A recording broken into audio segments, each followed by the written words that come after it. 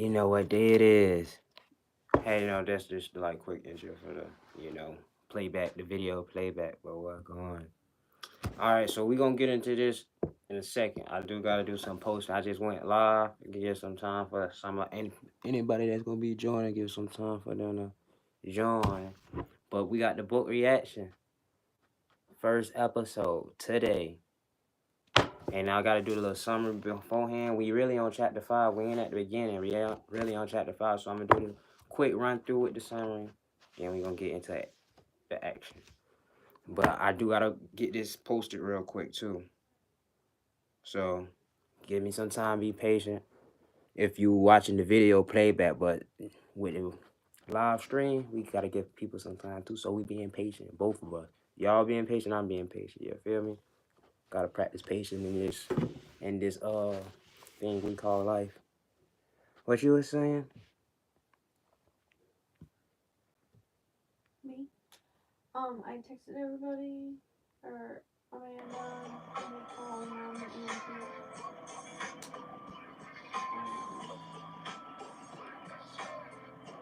And I asked Amanda and Mom to send all the pictures of her Yeah. Got my hair ringing.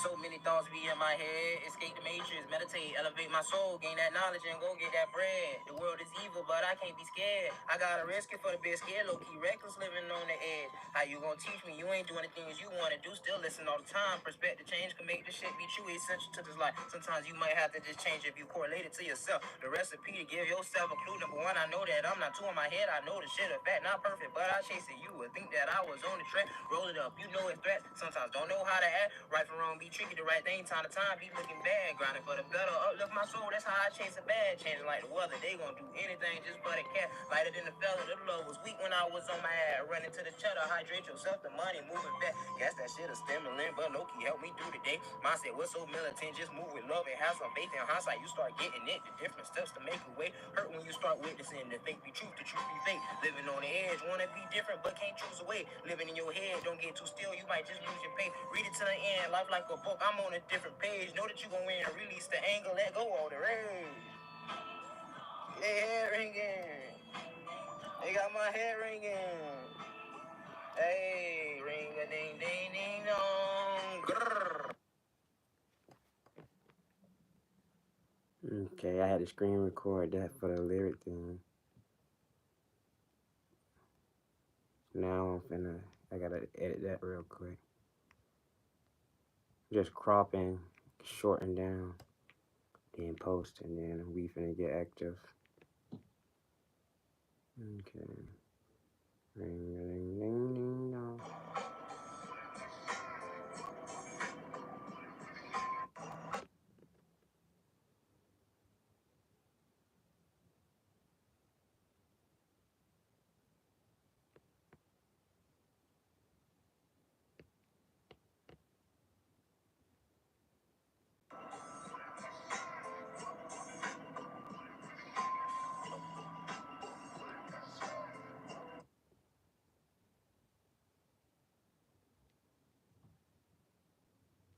Now I'm finna crop it.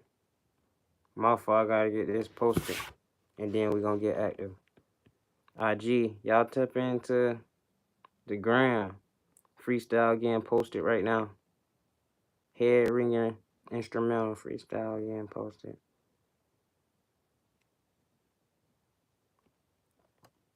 Instagram, IG, one Flisss, that's number one, FLISSS.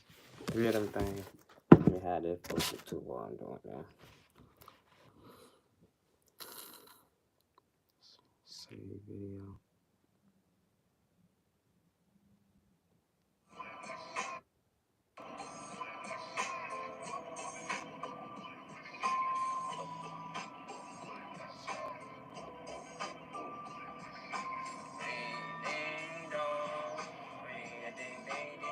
Keep they hair ringing. Got my hair ringing. So many thoughts be in my head. Escape the matrix, meditate, elevate my soul, gain that knowledge and go get that bread. The world is evil, but I can't be scared. I gotta risk it for the best scared, low key reckless, living on the edge. How you gonna teach me? You ain't doing the things you wanna do. Still listen all the time. Perspective change can make this shit be true. Essential to this life. Sometimes you might have. It should be Gucci. Get this thing posted.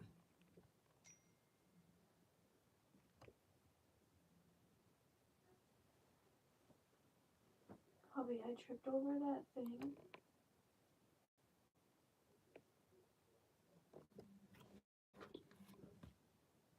Huh? Are you on? Yeah, I'm live.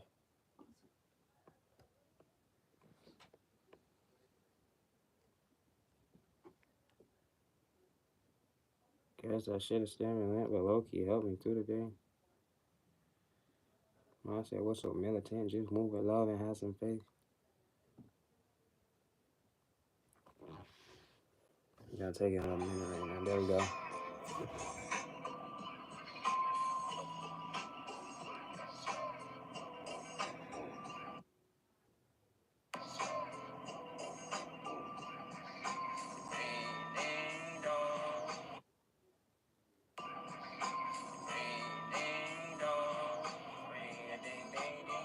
Keep they hair ringing.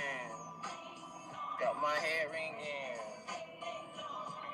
So many thoughts be in my head. Escape the matrix, meditate, elevate my soul, gain that knowledge and go get that bread. Ding dong, ding ding ding dong. Keep they hair ringing. Got my hair ringing. So many thoughts be in my head.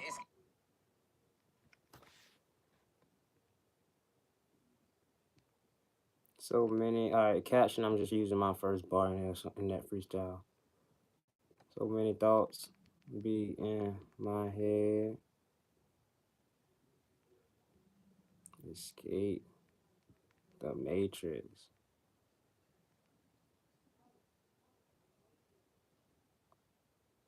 Meditate.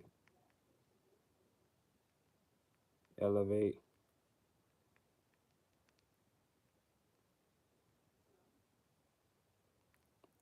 And go get that bread.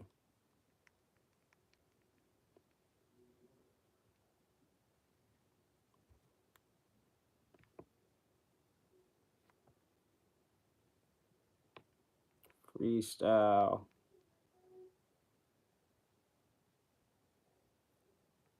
For the culture. That's what I'm gonna just put for the caption.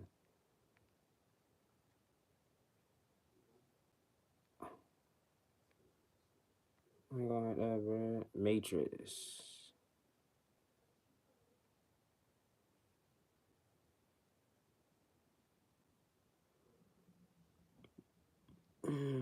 There we go, Matrix.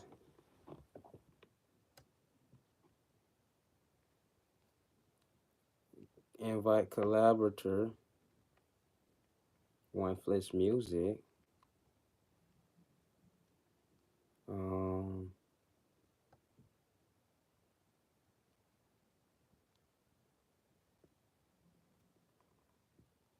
Head ringing.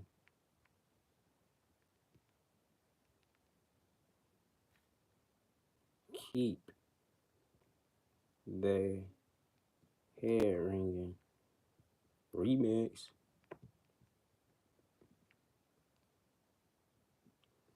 Post on Facebook too.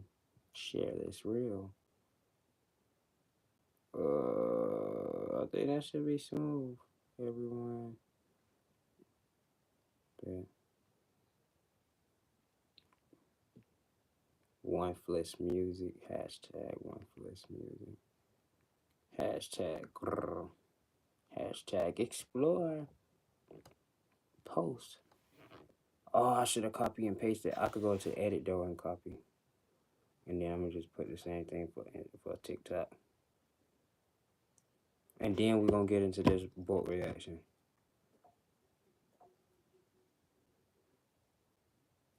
Ring a ding ding ding dong. This my first time streaming, going live at this time of day too, whole time. Edit.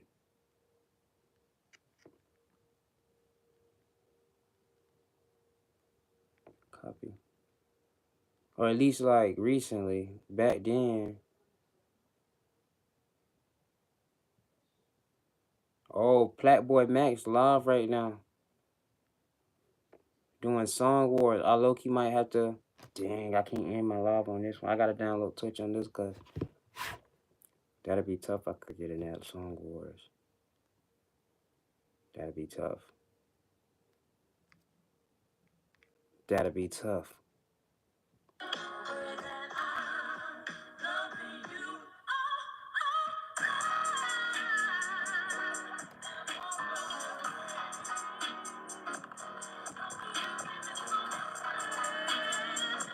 That beat tough. That mode, it was tough all again. Now getting rough all again. I'm out again. So call this bluff out again. That beat tough. Oh, I wish that was a beat available.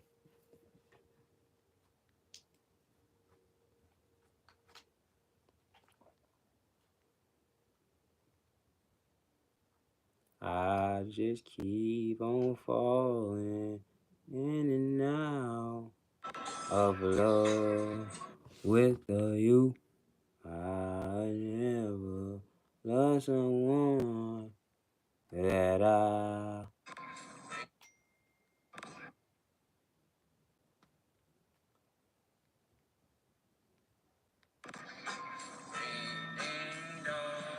Ring a ding ding ding dong.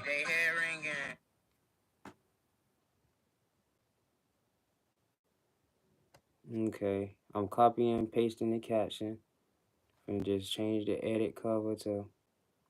But I can't be scared. I'm gonna have that one on this one. But I can't be scared. What's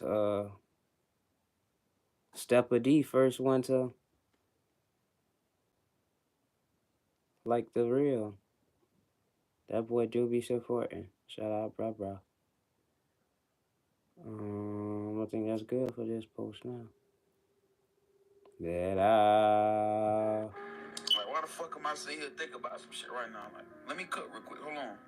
While you getting all happy and shit about this girl saying she love you and shit. Yana was next. Okay, Yana. I promise you, she doing it to another nigga too.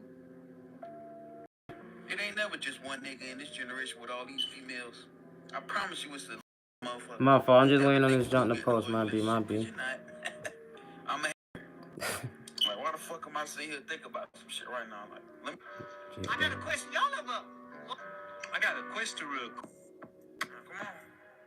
Come on. Hey, yo, it's nice. I'm finna talk my shit, nigga. 13 minutes in to the live and we ain't did nothing yet. Might be y'all.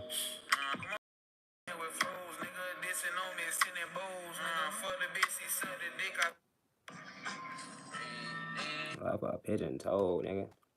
Okay, now IG, what you call it? Yeah, that okay, my fault. I just want to check Twitch real quick.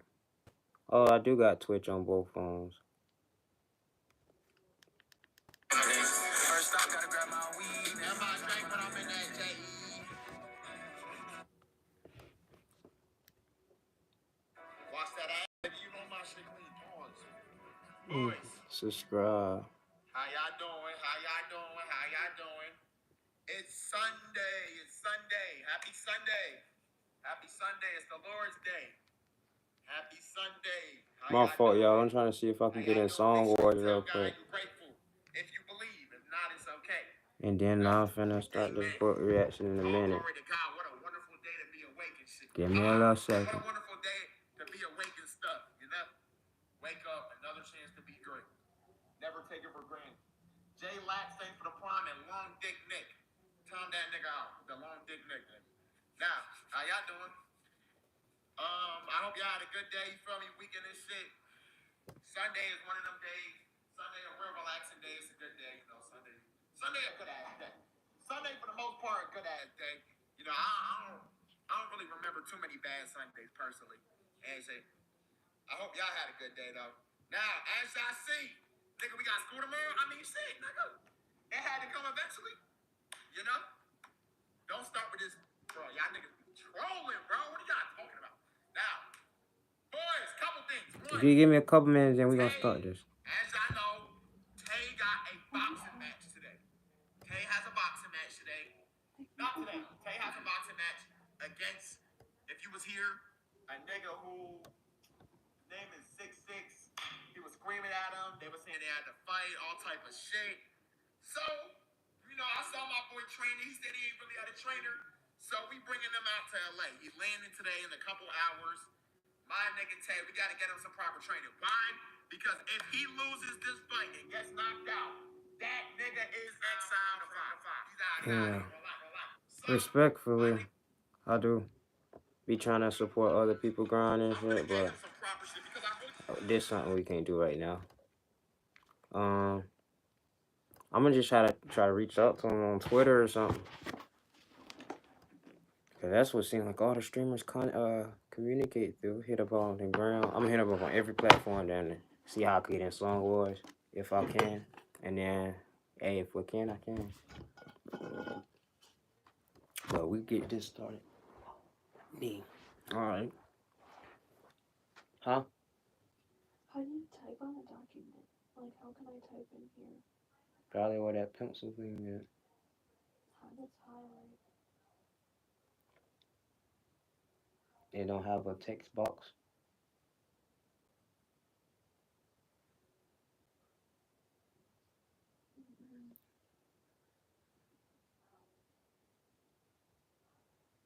What is?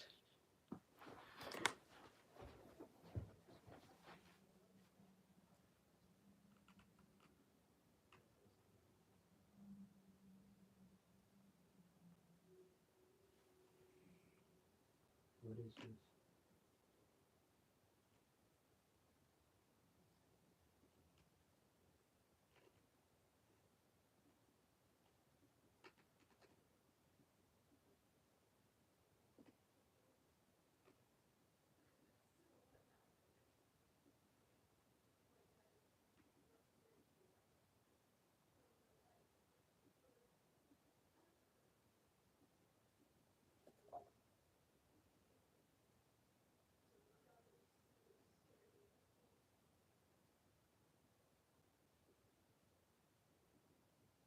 What's this name?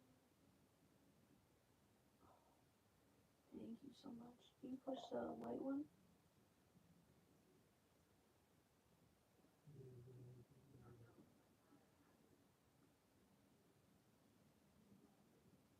What is this out for?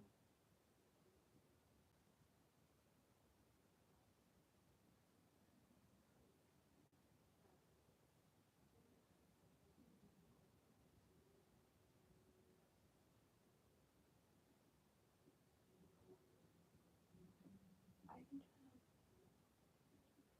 I don't want to interrupt. Thank you, though. Thank you. Mm-hmm. All right, so we really just finna dive into this thing, and get active, and let's do it. Let's just go ahead and get active. What it is, 7:40. I think it's like 15 pages I gotta read. So we gonna just go ahead and get active, cause. All right, so boom. I reread the back of the book real quick. So boom, the book is about Arthur Bobby Robbins. A raw, shocking glimpse of the sexuality and secret life of a hockey player with a destiny to chase a dream to play in the NHL. With bare knuckles and guts on display, he's fighting his way to the top. But there is turmoil, confusion, addiction, and brokenness inside. There are secrets waiting to come out. And there is fear, and he's searching for his identity. To find out who he really is, sexually, athletically, spiritually, and everything. Experience the climb up the hockey ladder and the search for meaning, for identity, for redemption, for glory. This savage memoir takes the reader on an epic journey from boyhood to manhood of a hockey fighter as seen through four lenses: sex, drugs, pucks, and souls. It's the story behind the story of a man fighting his way to the NHL and then the fall. So boom. Yeah, I mean this Bobby Robbins, he a hockey player. He the oldest rookie ever to go into the NHL. So like he damn near was like, let me see if it said real quick, cause I ain't finna be looking. Accomplished his NHL. Yeah. So he was 32 years old when the nigga made it to the NHL. He was a rookie at 32 years old. Usually rookies be like 18. You feel me? So that's long ass, or that's a big ass age difference. But let's see, with the first chapter, we're gonna go through the summary in the beginning. This him kind of basically talking about when he's growing up and stuff. He grew up in Wisconsin. He mixed or whatever. But so you know what I'm saying, he got a little tan on him and shit. So he grew up, he used to like hate that he had pigmented skin. He had melanin in his skin and stuff. So he used to hate that growing up. He was like, you know what I'm saying, there's not too many melanin people around where he grew up. So he was already kind of like insecure about his skin color because of like the environment he was in, his body shape and stuff. He used to call himself Tootsie Roll when he was a jet, and or like think of himself as a Tootsie Roll. So like he started up growing up in an environment where, you know what I'm saying, people that look like him is not too, you know what I'm saying, common. And just like he never really had like luck with any girls or anything. How he was just insecure as a little kid. Um, he always liked it. Like he always liked hockey. He grew up Lutheran. He'll go to a Lutheran church and stuff. He'll practice roller skating and stuff. He liked all that as a little kid. But that was just like the beginning. Him, um, just growing up and stuff. Then he got, you know what I'm saying, got older. He was interested in just like sex and just females, but really never had no experience with any of them. But he used to always be so insecure because the way he viewed himself and looked. But that's the first chapter. The second chapter is him getting more and he's now more of a teenager, like high school, and he's getting more involved into um actually becoming like a good hockey player, actually trying to do all that and stuff. The second chapter is called Chasing the Dream. So he talk about this round when he was like 15. This round when he was yeah, 15 or so. Um he joined a little, let's see, let me see if I can find that quickly. I don't want to be too long on this summary. Um I just think I thought I seen it too. Yeah, Culver Military Academy. That's the school he went to. He didn't want to go to school in the small town that he was in because, you know what I'm saying, they really couldn't. He couldn't he couldn't like go after his dream of being a hockey player from being in the small town he was in. So he went to the academy and stuff, and he talked about just like you know what I'm saying, trying to fit in and stuff. He's doing the drinking as a youngin. He doing the chewing tobacco, the cigarettes. He doing the hanging with the people that I guess they viewed as cool and stuff, and like all this was I guess cool around 15 and stuff in high school. Uh, he always, you know what I'm saying, was looking at females in a hypersexual way in a way, kind of like super horny. I mean, I think that's most dudes to be real though, growing up. You feel me? Um, or just like so intrigued with, you know what I'm saying, females as you're growing up trying to figure out, yeah, you feel me, your sexuality and stuff, and understand like how to be a man and stuff. You talk about the game of hockey where he, you know what I'm saying, thrived in just like hitting dudes, not necessarily going or being so good at hitting icy pucks, or not icy puck but hockey pucks, and like playing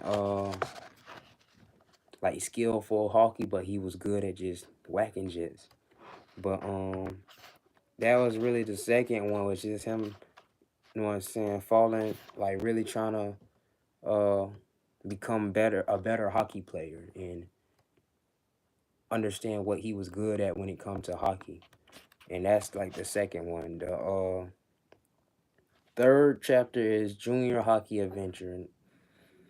Now the Junior Hockey Adventure is, you know what I'm saying, him um going through junior hockey, which is in context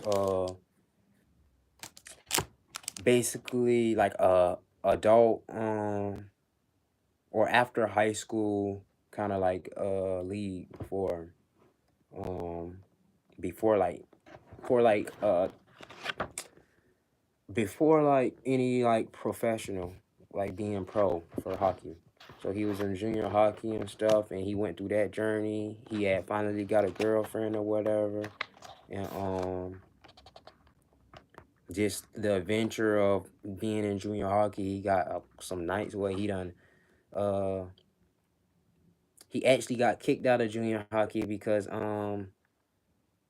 he had went to a little party, a little get together, whatever, they drinking and all this and stuff, and then I guess somebody recorded while they was at the party, and like he's just doing some wild stuff. He's super drunk. Um, he talk about his experience with a girl the first time where he had a porn addiction too, and or masturbation addiction. So he was like, really, what this started when he was like 15. He'd be, you know what I'm saying, beating his junk all the time, like damn near every night.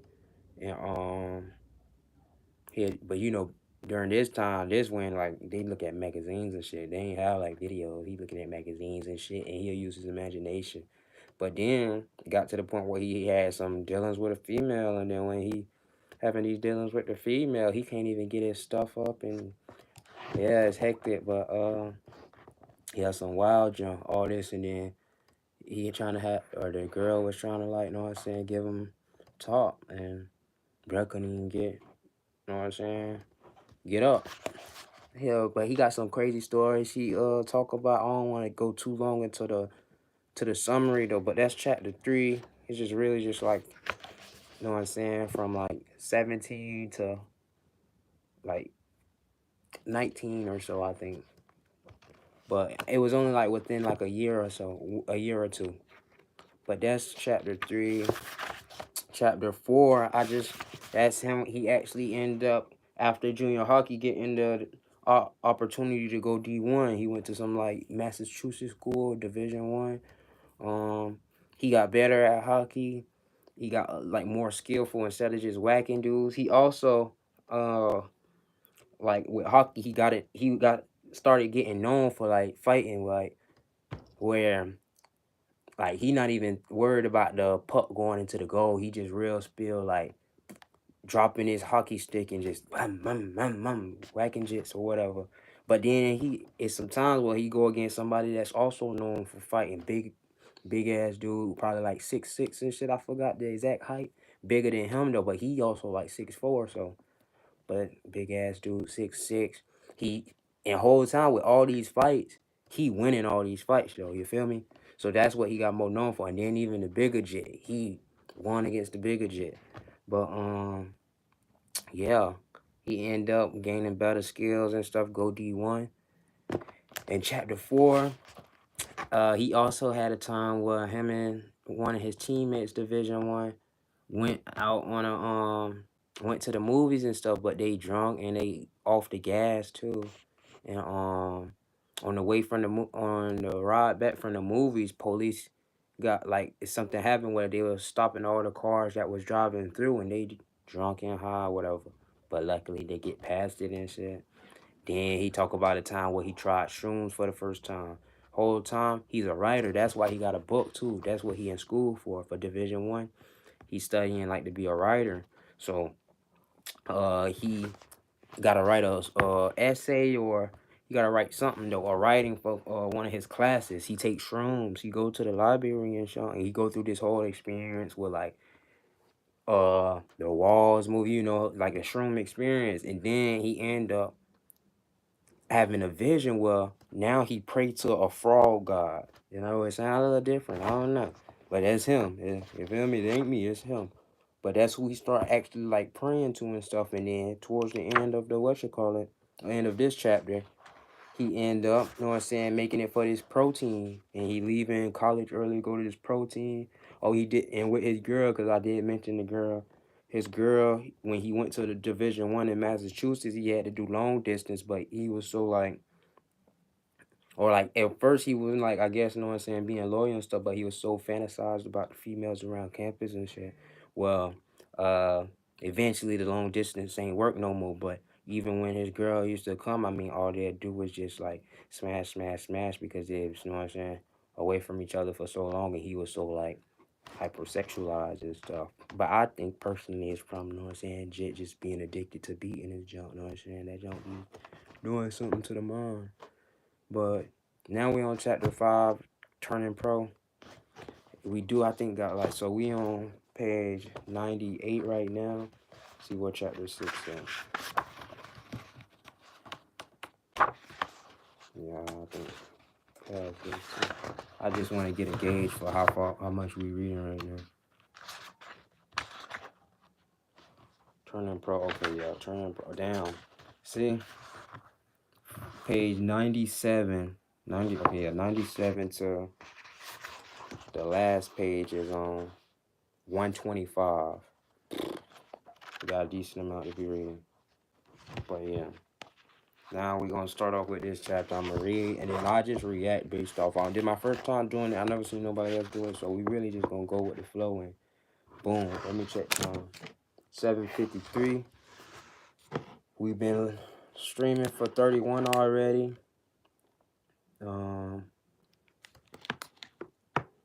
30 pages.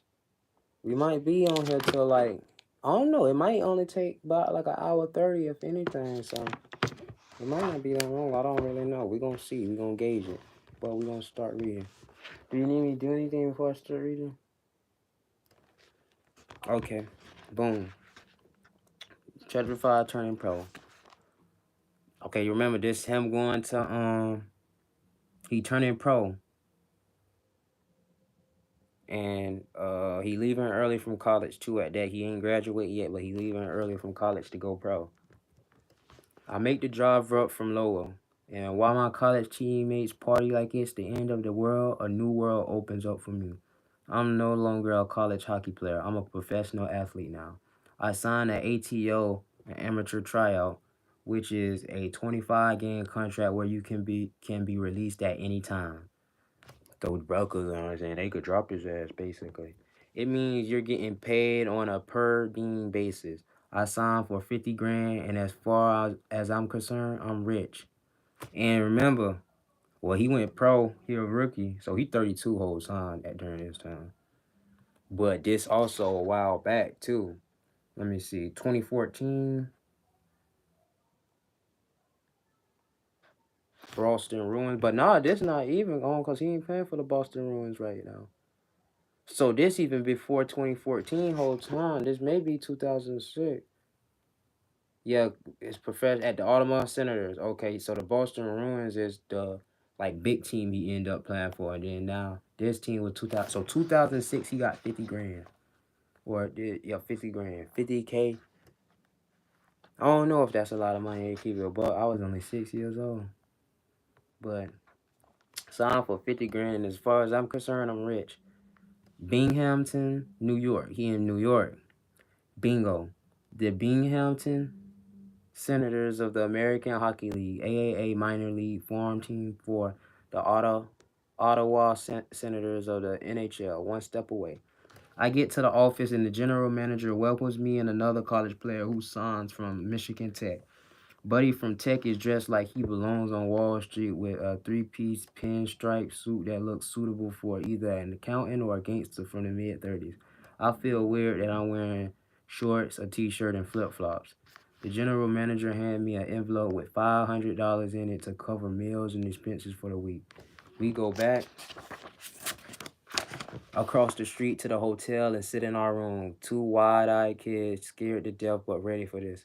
I take a walk down to the lobby and look at the pamphlet and advertisements on the shelf, planning where to eat dinner.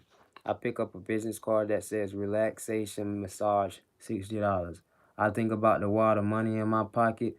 First practice is in the morning. It might be a good idea to get some body work done, especially after that grueling playoff series against the Maine Black Bears. I bring the business card to the front desk and ask how to get to the place. The lady draws a makeshift map on the back of the car and directs me down a few twists and turns.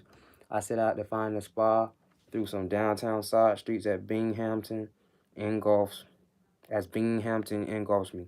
It's gray buildings and small. There's a blue collar industrial town made of shades of brown and slate and a constant haze of clouds cover evaporated up from the perspiration and the ball sweat of city hardworking inhabitants. The map leads me to a back alley that looks a little sketchy. I'm on high alert looking for enemies or evildoers.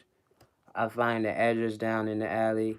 It's a big industrial door with a doorbell and a security camera. I ring the bell and hear some latches unlock and clicks and hinges groaning as the door opens, and that's when I see her. A little piece of me falls in love. See, I knew that at some point that bitch was finna start getting, he was gonna start getting horny. How he fall in love that fast? Standing there is the cutest little blonde girl in a white spa overcoat, skinny and petite with pouty lips and eyes that bore holes right into my heart. I sense those fireworks forming instantly. We can't hold back our smiles. She leads me inside and brings me to the front desk. The reception lady is a big round Spanish grandmother and she explains the different options. I decide on the Swedish massage for an hour. Okay, follow me, she says. She leads me upstairs and walk past a couple of cute girls all smiling at me. I feel so much confidence knowing I'm a pro hockey player now. I finally made it. But I can't believe my luck. Here are these hot girls, and I'm going to get a massage by this haggard old looking old lady. I'm dead. He got grandma massaging him. Knowing I'm a pro. Okay, boom, boom, boom, boom. This Spanish granny with sandpaper hands and fingers like prunes. I'm rattled. She leads me to the room. Stacy will be right with you, she says. Yes. Ah, the jit got excited. He thought grandma was finna give him a massage. Shoot, I did too, not gonna lie. That's funny. Who is Stacy, I wonder? Please let her be hot. I take all my clothes off and lie down on the bed in the middle of the room and take a deep breath, inhaling the scents of exotic oils and herbs. The door opens and my heart skips a beat. It's her, the girl who answered the door. She looks delicious. I'm already preparing a game plan to spit some game. This might turn out to be the best day of my life. First day of pro hockey and meet a girl like this. But I know I have some work to do. I start with small talk and tell her it's my first day in town. Then I drop the hockey bomb.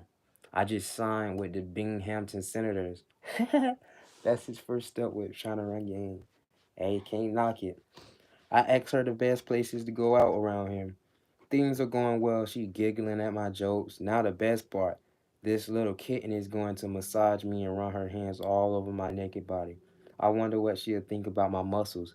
She must be thinking about it and letting her mind wander underneath that tiny towel covering me. I'm lying on my stomach and with my face pressed into the water donut, and I can see her feet shuffling as she walks around. My fault. I kind of flagged out. As she walks around the table, tucking the sheet underneath my legs and hips and exposing my back. All I can think about is how bad I want her. The desire is pulsating. The fantasies start flashing in my head about how I could. Bro is horny how I could fuck her. Right here, right now, right on the massage table. I wish I was a smooth talker like some of my teammates at Lowell. I swear some of them could perm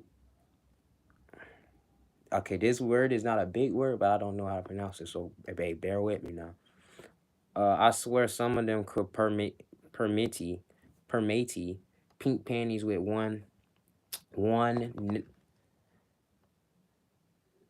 neg compliment. Okay, I don't know what that means. One neg compliment combo and a slice smirk. I could never understand it.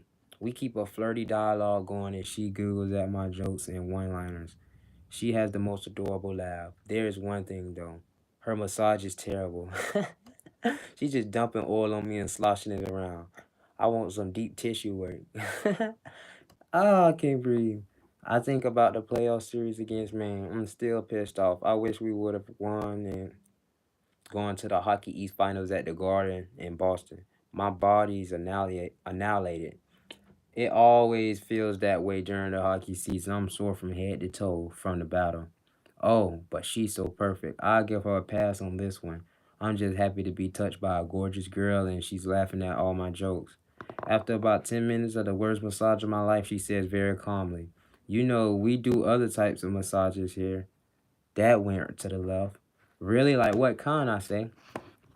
I'm curious to hear my other options, hopefully deep tissue or sports massage. She seems cautious and pauses for a minute, and then the words roll off her lips like sweet honey. We do lingerie massage. We do lingerie massage. That there's an awkward pause. I know I have to say something, anything. My voice cracks as I respond. "Oh, and what exactly is that?" I feel a rush of heat up to my head and can hear my heart beating in my rib cage. "Well, it's a normal massage, but I do it in lingerie," she says, and keeps lathering the oil onto my back. "We also do full nude massage and massage anywhere massage." It finally clicks. I can't believe what's happening. I thought the rub and tug was a myth, a jackalope or something, a yeti in the mist. I can't believe they actually exist. I can't believe I'm actually in one. This is happening. No cap. Okay, I guess I do gotta react to that. I thought. Well, I ain't gonna say I thought it was like fake or a mist, but I always thought about that. Like, do they be trying to like you feel me? Sells a little extra at the massage parlors and stuff. Cause I know, I was in Fort Lauderdale once. Actually, me and my dog Corey, and it was a Chinese shop. And me and him was talking about it, and he was like, "Yeah, cuz I bet that Chinese spot right there do 'em." But that's crazy. That like that just came up. That's funny. I think for a moment and see these erotic images in my brain. I think there might be a possibility that I can actually put my penis inside of her. Bruh, horny, horny. Right here and right now on this massage table. What a story it will be. My head's pumping with blood, and I feel nerves and jitters and anxiety. But I mostly feel the fear of what will happen if I go limp like all the other time. What a failure. See, I told you, bro, just be having a problem getting up sometimes. I push the fear aside because I want this so bad. I'm a pro hockey player now. It's time to be a man. I try to say it as calmly and coolly as possible. Let's go with the full nude and massage anywhere massage combo. Okay, that's gonna be an extra $100, she says. Now I'm fired up, and this is really happening. Like a kid in a candy store. "You have to pay now before the special massage," she says. "Now? Okay." I get up, wrapped in a towel, and walk to the corner of the room where my pants are hanging from a hook. I reach in the pocket and grab the envelope with the $500 in it and take out a crisp $100 bill. That's kind of wild because what he paid 60 for the first one, and then he paying 100 right here. So he paying 160 off rip, and he got 500. So now he already down to 340, and it's supposed to last him a whole week. As I turn around to hand it to her, she's already undressing and she's glistening smokes how. She's a glistening smoke show, my fault. She removes her bra and her tiny breast falls before my face. She unties her pants and let them drop down to her ankle. She's wearing the white knee-high socks and white cotton panties. And for some reason I say, "Actually keep those on for now. I like that." I smile at her and she smiles back. "Lie down, face down," she whispers softly and smirks. She doesn't change much of her technique, except she must have lathered on even more of the oil. She pulls down the towel to expose my glutes and thighs. And remember, with most massages, you know what I'm saying, facing down, so that means booty cheeks in the air. That's crazy, kind of wild. She lathers so softly on the skin of my back and slowly works her way down to my butt cheeks. I'm just waiting for those words. "Okay, flip over on your back." But she just keep lathering. The anticipation is killing me. She stands in front of me as I lie face down with my head in the padded donut. She's making long strokes down my back, starting at my neck. I can see through the face pad, and I'm looking at her white knee-high socks and milky skin of her legs. I can see her mid-thigh, and I'm going crazy thinking about what's just above my line of sight. I started talking myself up. "Okay, I'm gonna make a move. This is gonna happen right here and right now on this table. You only live once, right? Now's the time." I picture the play before it happens in perfect athletic visualization. I need to make this just right. She's standing so close that I could feel the heat emanating off her, beckoning me and coaxing me and drawing me in. Here's the game plan. While she's standing right above my head, I'm going to reach forward with my hands, starting at her thighs, then move up the soft fabric of her panties and gently caress her butt cheeks. See how she responds. But the anxiety is eating me. I must push through it. Okay, I'm going for it. She definitely wants it. I know she does. She putting it out there. Okay, ain't okay. Oh wait, let me read this last part. My hands start to move forward, and there's a loud knock at the door. Boom, boom, boom. Oh, that just blew. Oh, somebody low key caught blocking him. But that's kind of funny too because just out of curiosity, or just I guess so for the video playback. Anybody watching the video playback, let me know if this valid. Like setting up the game plan or like talking to yourself while like right before the move or whatever. Like if that's common with like majority of dudes or you feel me? Or even if you're a female, I guess. Let me know if like you're talking like that. Do you like talk to yourself about prior to making a move? Or like okay, like say when say like when we kissed the first time. In your head, was you like talking to yourself like boom, boom, this, that, this, that? Yeah. That's funny because it's crazy. Just hearing what this man talk. Yeah, I was talking to myself. Before yeah, in my head I'd be like, yeah. Just kinda just like how he doing it low key though. But he just like how he funny, just like how he describe it and stuff. He's super horny too though. But I mean that's I guess that's how everybody be though. It's funny because they do be like, yeah man, I, I know she want it. I know she do. And then I'ma just yeah, that's the sign right there. But somebody called by it. This the book right here. Sex, Drugs, Punks, and Souls. It's a valid book. I ain't gonna lie. That's why I'm doing this little book reaction. You ain't never seen nobody do a book reaction too on the like stream or YouTube or whatever the case might be. But he a hockey player. He was the oldest rookie hockey player. Bobby Robbins. I had walked past him at this the festival I went to and I end up buying the book or whatever, and we chopped it up a little piece too, though. But once I started reading the book, it was like, you feel me? It's just basically like him becoming a man, basically, and how he became a man. But bro, like, God know what I'm saying? He got a masturbation addiction. He got you know what I'm saying, the drugs and stuff. He tried shrooms. He on gas and stuff. But now I'm at the point where he a professional hockey player, and this his first day in New York. He getting a massage. He get $500, and he getting a massage. First, just start off with a regular one for $60. Got a massage, but supposedly the female that's giving him a massage, she like, you know what I'm saying, she look good to him and whatever. But then she end up popping the question on him. We also do other massages, talking about lingerie massage and a massage everywhere massage. So that's what he getting right now for $100. So he done paid 160 already for the massages. But yeah, boom. She doing the massages. She got the lingerie on right now. He talking about making a move. That's what we were just. Oh, I was just chopping it up, just like you feel me.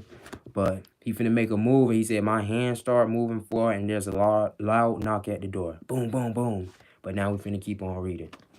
But yeah, I think it's gonna be fine. I mean, if you wanna hear what I had started off with, I mean, once the video posts, you can always go back and stuff. But yeah, I'm probably just gonna try to if anything, do this every Sunday, but probably try to do it a little bit more than that too, like when I could find time. But we finna get back to reading.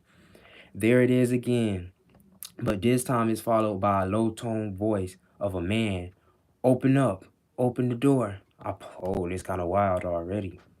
I pop my head up from the cushion and see my masseuse frantically putting on her pants and overcoat, and she whispers, "Shh, just stay here." She goes over to the door, exits and disappears. I hear shuffling and mumbling outside in the hallway, and I'm starting to get really concerned. Ain't gonna lie, that's wild. After a minute, which seems like an eternity, a large man with a black goatee walks into the room. He's wearing a button-down denim shirt tucked in his pants. I see a shiny police badge hanging from a chain. Oh, this wild around his neck. Our eyes meet. He just standing there and looking at me. I'm huddled underneath a little white towel covering massage oil. Put your pants on, buddy, is all he says. I slid off the table and keep covered with the towel while I walk over to the corner of the room and put my pants and clothes back on. So Cud ain't getting no cutty. So what's going on in here? I tell him everything. I just came up from college and I signed with the Binghamton Senators. That's probably gonna be always a good move. Just you know what I'm saying. You're a professional hockey player. I'll throw that at him. Anybody, every time too. And I saw a card in the hotel that said massage on it, and I came here to get a massage. He's half listening to me as he walks around the massage table, scanning with his eyes. He gets to the opposite corner of the room and reaches down to pick something up. What's this all about? He's holding a white lace bra in his hand. I go. I came here for a massage, and she offered to do a lingerie massage and a nude massage. And I just thought she was really hot, and I agreed to it. I plead. Then I say something that I'll never forget. Is this a bad place? Obviously, I already know the answer to that. He doesn't answer the question. He knows I know. What else? He asks. I tell him that she offered a massage anywhere massage, and I agreed to it. How much did you pay for it? He asks. $100, I say. After he gets the full story, he takes my driver license and tells me to wait in the room. He leaves and closes the door, and I'm just sitting here. I can't believe this is happening. Am I going to jail? This is literally my first day of pro hockey. It's wild too because he was so geeked about getting a massage and everything was all going Gucci and everything. He thought he was gonna get some cutty. Then boom, police knocking on the door. But boom, we back to reading. This can't be happening. This will be the shortest pro hockey career in the history of hockey. An envelope with $500 cash and a 1 hour massage anywhere massage. Never even stepped on the ice. I hear more muffled talking outside the door, but I can't make out what they're saying. And you know what's wild too before I get back to reading? He was finna pay for this. He probably ain't had no protection or nothing. And she probably be selling herself all the time. Crazy. Crazy work. I hear more. Okay, boom. I hear the doorknob jiggle and I sit back and prepare for the worst. The same cop and another cop come in and talk to me. He asks me the story again about why I'm in Binghamton with a Wisconsin driver's license. And I tell him that I just got signed out of college by Binghamton Senators. I just got paid $500. I went to the hotel, saw a card that said massage. And so I came over here. And this really hot girl who I thought I was hitting it off with offered to do a he telling the whole story, boy. You can't take him nowhere. A naked massage, and then she offered a massage anywhere massage, and then I agreed to it, and that's what happened. And I'm so sorry. Is this a bad place? He gonna throw that question out every trip. I feel him though. They look at each other, and one of the cops spins my driver license between his fingertips and whips his hands out to give it back to me. Get out of here, kid, he says. And yeah, this is a bad place. Thank you so much, I say, and get up and walk through the hallway. I see other cops standing out there and the cute young girls who saw when I walked in. I see Stacy talking to a cop. We meet eyes, and that's the last time I ever see the Binghamton lover who will never be. I exit out the big metal door and there are police cars blocking the alley. People are milling around and watching the commotion. They laugh and point as I walk by. I keep my head down and my hand up to my face and perform the most epic walk of shame of all time. I get back to my hotel room and my roommate is there watching TV. I ain't gonna lie, that's wild. First day, and it's in the back alley. Yeah, that is embarrassing. That's what I'm saying, bruh. That's wild. It's his first day in New York too. At that, it's crazy. But it's in a back alley. Like he literally went into a door for a massage in a back alley. Like he should have known. Are you okay? He asks. He has a concerned look on his face. I'm shaking. I can't stop shaking. You're never going to believe what just happened to me. I tell him the whole story. We laugh and laugh. Part of my laughter is a defense mechanism, knowing how close I just came to this whole house of hockey cards tumbling down. I could easily be sitting in a jail cell right now, calling my agent with one phone call and reflecting on my failed pro career. One day, and $500 in my pocket. Well, 340. I didn't stay long enough to ask for a refund. Yeah, you gotta take that L on the chin. You gotta just be lucky there. One of the captains of the team had connections with the police in town, as any good captain of a pro hockey team should. He gets a late night call from an officer saying that one of the senators was busted in and undercover sting at the rub and tug. and that's all he tells him, and doesn't give any details on who it is. The captain called up the usual suspects, and each of them has a sound alibi. Nope, not me. I've been in all night. Wasn't me. We've been at the bar all night, sitting here at Uncle Tony's with the boy. He goes through every single player on the roster, and every one of them is innocent. Then it draws on him. No, could it be the new guy? I wake up the next morning and go to the rink for the first day of practice as a pro hockey player in the American Hockey League. I open the door to the locker room and all the guys are sitting around drinking coffee and discussing the police drama from the night before. I walk in and there's a moment of silence. Then someone shouts, Tugger! And everyone claps and laughs and welcomes me into a world of pro hockey that will become my life for the next 10 years. After the applause and introduction, I tell them the story of what happened at the rub and tug, and they're astonished. From that moment on, I'm a legend. So he actually get cool points from his teammates from, you know what I'm saying, getting caught up with police and with this rub and tug and the massage shit. It's kind of wild. I mean, it's embarrassing, but then whole time now he got cool points. So I guess he ain't take too much of a big L. The captain takes me out into the hallway to talk with me privately. He says not to tell anyone or talk about this anymore because Binghamton is a small town. So he in a small town in New York whole time. We don't want this getting out into the newspaper, he says. I agree, and he shakes my hand, and welcomes me to the team. So he Gucci now. He don't even got to worry about the embarrassment or anything too much or none of that. You know what I'm saying? Him being a pro hockey player helped him out a little bit. You feel me? But a day later, the front page of the local paper reads, "Three arrested in the Binghamton prostitution ring." So yeah, he is finna get some cutty from a prostitution. Or a prostitute. I say a prostitution, my bad. I know it easily could have said four arrested. This is yet another moment in the saga where someone or something was watching out for me. I thank the frog god for protecting me and get ready to forecheck and smash. See, he prayed to a frog god. I wasn't capping. I learned quickly about the code in pro hockey and about the true nature of fear and why fighting exists in the game. I learned that if I want to play a certain way, the only way I know how to, I'm going to have to fight. Playing my style of hockey must be earned every single night with bloody knuckles and swollen cheekbones. That's just the way it is. If you want to hit guys and run around like a fucker, you're going to have to pack it up. It's a hard pill to swallow as a rookie pro hockey player. All I want to do is play hockey. Let those other guys fight, those goons. I learned a harsh and bitter truth that I'm a coward, a true pussy, genuine and real. I'm so scared to fight. At the very core of who I am, I'm engulfed with the fear of fighting, saturated with it. Before every game, I give myself the greatest and most inspiring pep talk. Today is the day. I will fight today. I will face my fear. I can, I will. And then I get out there and I'm sad. Impotent athlete. I can't do it. I think I'm scared of losing the most. The pain and damage don't scare me at all that much, as I'm already accustomed to using my body as a human projectile. No, it's the fear of losing and getting dominated in the most animalistic way in front of thousands of fans. The fear of embarrassment. I can't do it.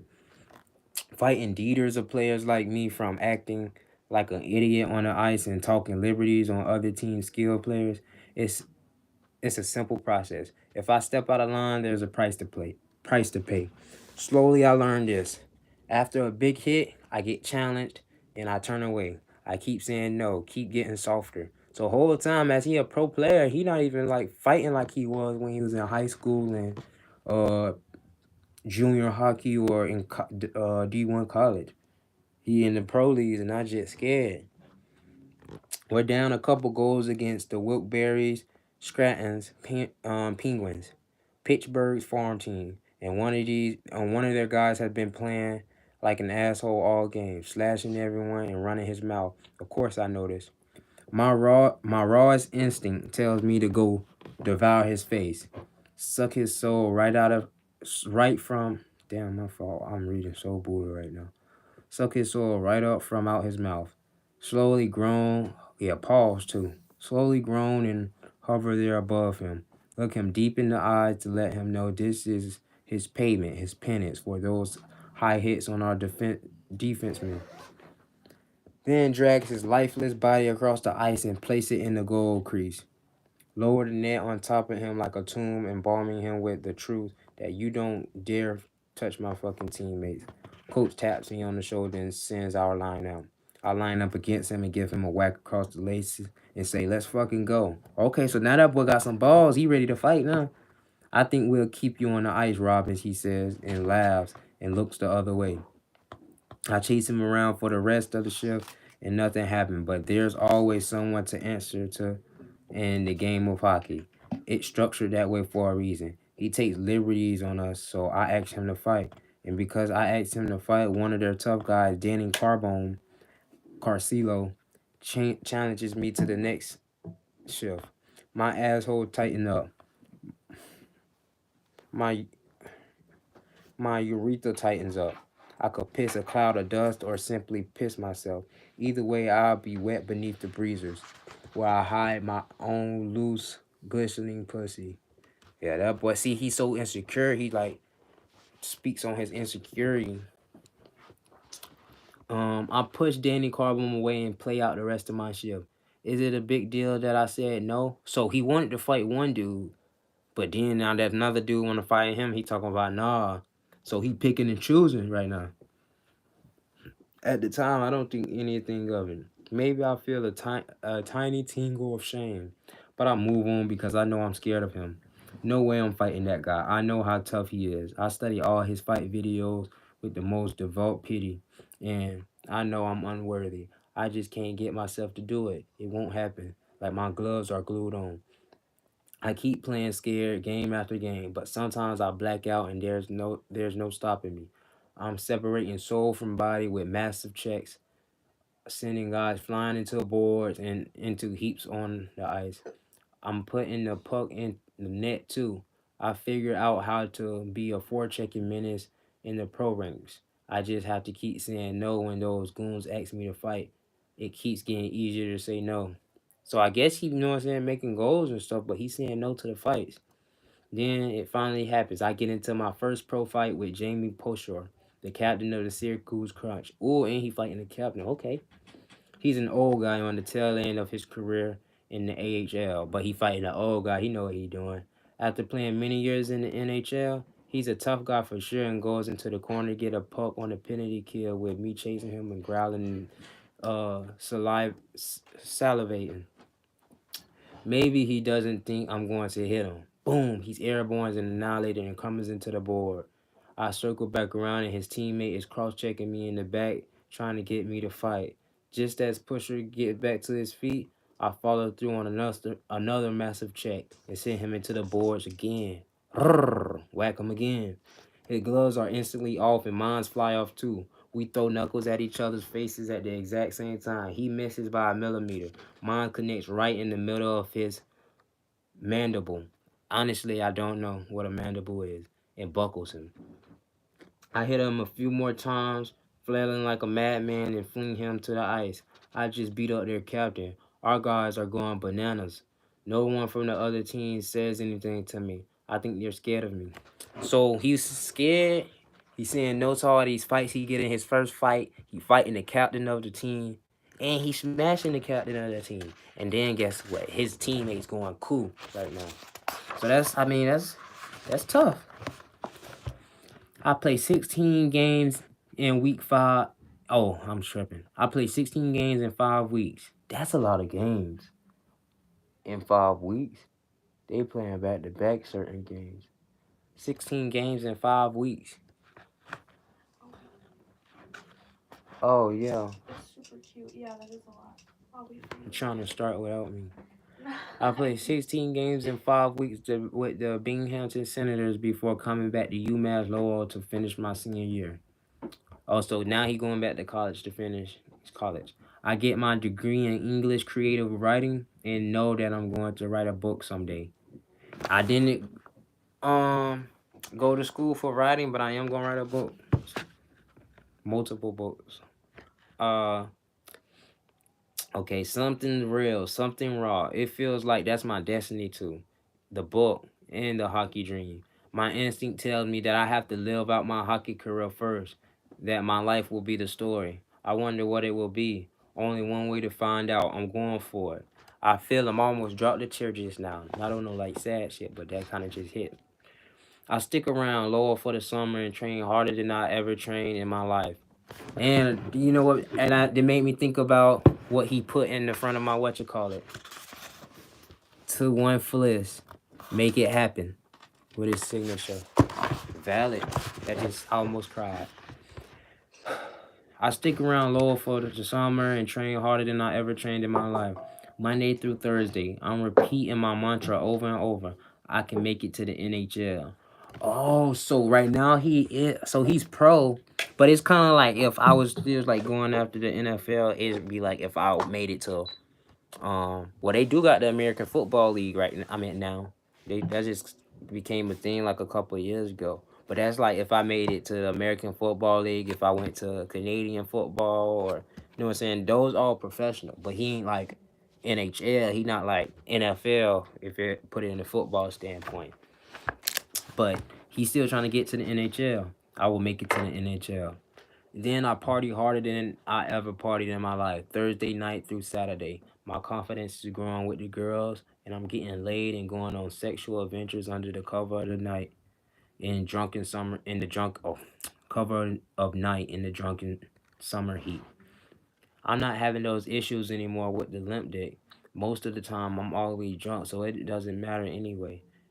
If it's not working, I can usually stuff that old snail in there and get it going.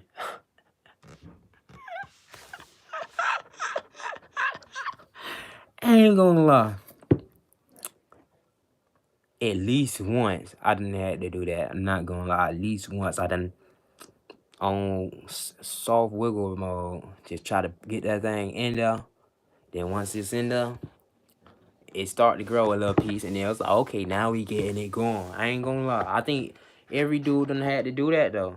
Like that's the thing. Like he get real spill like specified details with this book, and it's like some stuff like you could relate to at least as a man. You could relate to because it's like as you becoming a man, you do take L's as a man. Like every man take L's, and it be sometimes well whoop whoop boom boom boom and stuff, and then like you know what I'm saying. He got all these addictions and stuff that when it comes to just different things, it's like it only gonna lead to like you know what I'm saying stuff like that, but. This pimple right here is flagging. That bit look ugly. But yeah, he talked that talk in his book, but we almost about halfway through it though. But I gotta get this done before January too though. So that's why I don't know if I'm gonna be able to like do a stream each time for this book. But we'll do it this one. We're gonna try to do it next Sunday too, but I might have to read a chapter in between that too, because it's 12 chapters, I believe. Yeah, 12 chapters. We on 5. So we'll be on 6, going into 6. So we'll be halfway through after I read the next chapter. But then we'll be halfway through this month on Wednesday. So, like, depending on what I got planned tomorrow, I might read a chapter tomorrow. I might even do a stream and read the book again tomorrow morning or something like that. So we'll see once I get my day planned for tomorrow. But I do gotta finish this book before the month over with. And then I'm gonna read um The Subtle Art of Not Giving a Fuck. I read it already, but I'm gonna read it again. And that book isn't as long, so that's pretty smooth for that to be my next book to read. And I'm reading it again too, so like boom, boom, boom. But you know, February the shortest month in the year, so and we don't got a leap year this year, so that'll be probably pretty smooth for the next book to read. And then yeah, but let's get back to reading. Okay. I get the news in July while I'm visiting home in Wisconsin that the Ottawa Senators are offering me a 1 year NHL entry level contract with an $85,000 signing bonus. Okay, so NHL entry level contract. So I guess the team is in the NHL, but he got signed to the American football, or not football, but American Hockey League. And I guess it was just the league for the little, you know what I'm saying, contracts or whatever. But he done graduated college too already, so that's tough. But he got for what 85,000. Wait, how much was it for? $85,000. Yeah, $85,000 signing bonus. I make 500 grand if I'm in the NHL and 60 if I'm in the minors. Okay, 500 grand, 500K. That's tough. And 60,000. Wait, okay, and 60 grand if he in the minors. So he either getting 60K or 500K. I use the fax machine at Lee's Family Foods, the local grocery store, and Pestigo to send the signed contract back. I get the first half of my signing bonus, and wait, he got 8500. I mean 85K. So he got what 42.5, 42.5. That's tough. But with the 42 grand in my bank account, I go back to Lowell to train with the Riverhawk strength coach for the rest of the summer to prepare for an NHL training camp with the Ottawa Senators in September. It's the same old thing, life on repeat. Eat, sleep, train, booze, bang, hydrate, recover. Life is simple and life is good. I can do this forever. When I'm in that rhythm, there's a peace I feel, and I know it doesn't exist anywhere else but here. The summer vaporizes into nothing. It's hockey season again. I have a new black shiny SUV that I fill up with my hockey gear and luggage and make the drive up to Ottawa for training camp. I'm on that open road again, and all my possessions fit perfectly in the trunk. I have everything I need. Only one thing is lacking. To accomplish this childhood dream of playing in the NHL, it has to happen. It's my time. I'm saying it constantly. I can make it to the NHL. I will make it to the NHL. And this proof in the pudding that like affirmations. Like he says like this throughout the whole book of so far what I've been reading, but just affirming stuff. That's why I read my goals every day too, and just you know what I'm saying. Even when I meditate, like with the voice in my head, like with my soul, I will continue to grow and become the best me. That's all I say though, cause at the end of the day, me being my best me gonna be, you know what I'm saying. I'm gonna accomplish what I need to accomplish by becoming the best me I need to become. But affirmations, you know what I'm saying? That's valid. But I know that talk time is over. Driving up, I feel that fear. I know I could play in the American Hockey League, but this is the National Hockey League, the best league in the world. I know I have to fight. I'm ready for it. I think. I hope. I picture it in my head and wonder if it would happen the first day I'm there. I'm going to full tilt blackout Bobby, so whoever challenged me is going to get it. Oh, excuse me. I formulate a game plan to fight Ottawa's two tough guys at camp, Brian McGrattan and Chris Neal, both of them. The naivety of youth. I have no idea what kind of psychopath it takes to be a fighter in the NHL. I'm not even close yet. The first day of camp, I see Grattan and I see Neal. I feel like a little boy. I'm that kid on the free throw line with no armpit hair. My fault. My fault. Damn, my nose was tripping. With no armpit hair. I feel embarrassment and shame because there's no way I'm going to fight either one of those guys. My confidence dribbles down my leg like warm piss in a saturated salt. I decided that I'll just do what I always done and smash. I'm not worried about the fighting stuff. That's like his best skill when it comes to the hockey, just like smashing jits on the ice and stuff. I guess it's called cross checking or checking or whatever. These guys in the NHL are machines. I trained harder than I ever trained in my life, and I don't compare to these guys. I'm fatter than sulfur. We get our body fat measured, and I test in at 13%.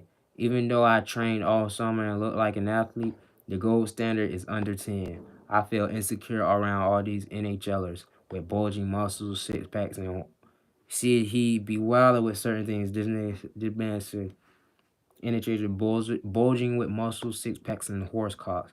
I'm regretting those 2 a.m. pizza runs Friday nights in Lowell back in July when there wasn't a care in the world and the summer songs went on forever down those cobblestone streets. There's only one thing to do now. I have to black out, make that fear disappear. First scrimmage, I'm buzzing around and absolutely annihilate my fault.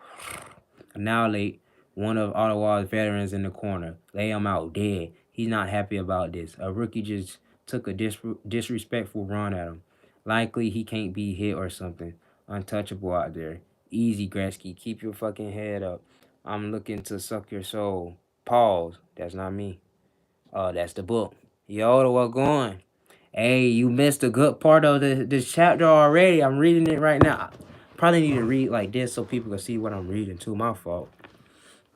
But I'll give you a quick rundown what happened, bruh. He pro just of this chapter.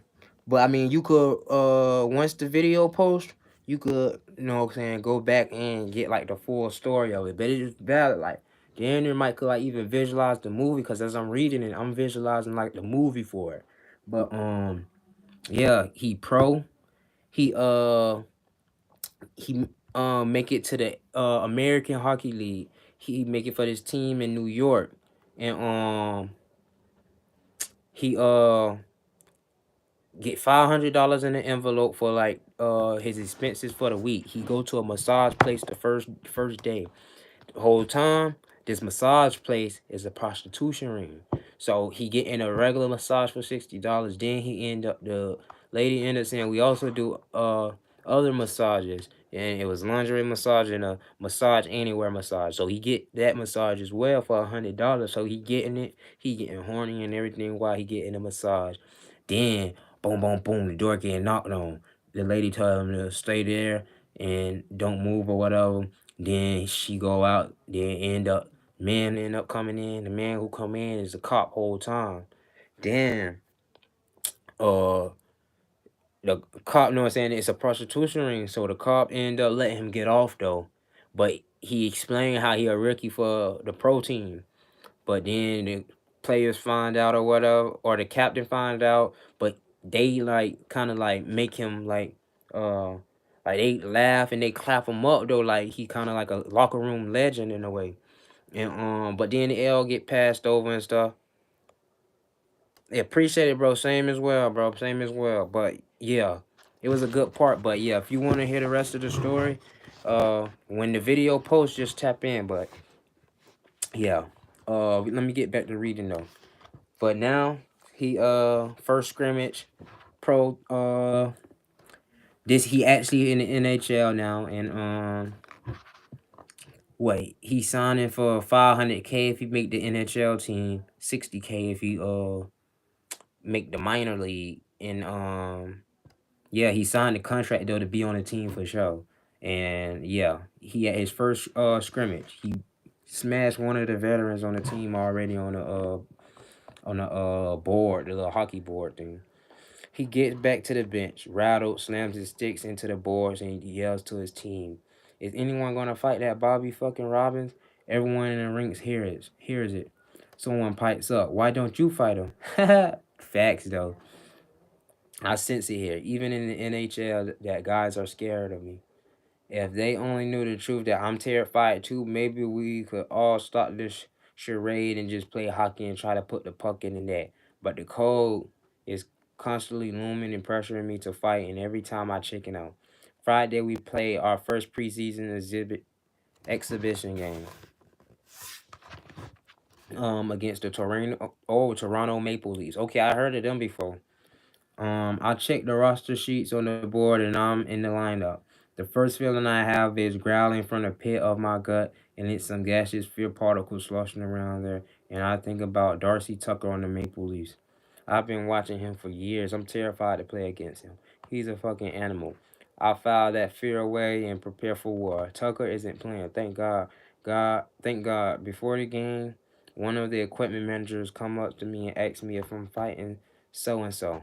I'm not even thinking about I'm fighting. I figure if I ignore it, then it won't exist. The equipment guy is throwing me a nice pass on the tape, telling me exactly who I should fight, but I don't do it. I see that guy right there, and he's my same size and plays like I do, but I can't even look at him. I keep my focus on forecheck and numb over the feeling of my instincts buzzing and ringing and telling me that now is the right time to fight. Now, Bobby, do it. I don't do anything in the game except take a 2-minute tripping penalty and play about 10 shifts. I'm jerked away by the jolting jumping of airplane tires and smashing onto the runway. I make a mental note that I'm really at NHL training camp on the flight back from an exhibition game against the Montreal Canadiens. My second game in as many nights, I don't do anything in this game either. Invisible out there. The head coach walks up and down the aisle pointing at various players saying, "Come to the rink at 11:15 tomorrow morning." I watch him fumble down the aisle through the turbulence. Based on the guy he's pointing at, you know what it means. Tomorrow is cut day. First round of cuts. The big round where most of the herd is cleared. There are about 50 players at training camp, and this cut get rest is just about how most of us will play on the farm team in the AHL, away way across the border in Binghamton, or worse, back to juniors for young guys, or down to AA East Coast Hockey League, the ECHL, or as it's known in some circles, Easy Come Hard to Leave. Please don't point at me. Please don't point at me. I squint my eyes harder and my hardest to send mental vibrations right into the heart of the head coach. 11:15 tomorrow at the rink, he says and points at me. My fate is sealed. I didn't stand a chance of making the team out of camp. Not this primitive version of me. No way. The group of failures who are being sent to Binghamton pack up our rooms and decide to caravan from Ottawa to upstate New York together. We stop at a breakfast place and get disgusting with chocolate chip pancakes and endless strips of bacon and sausage links.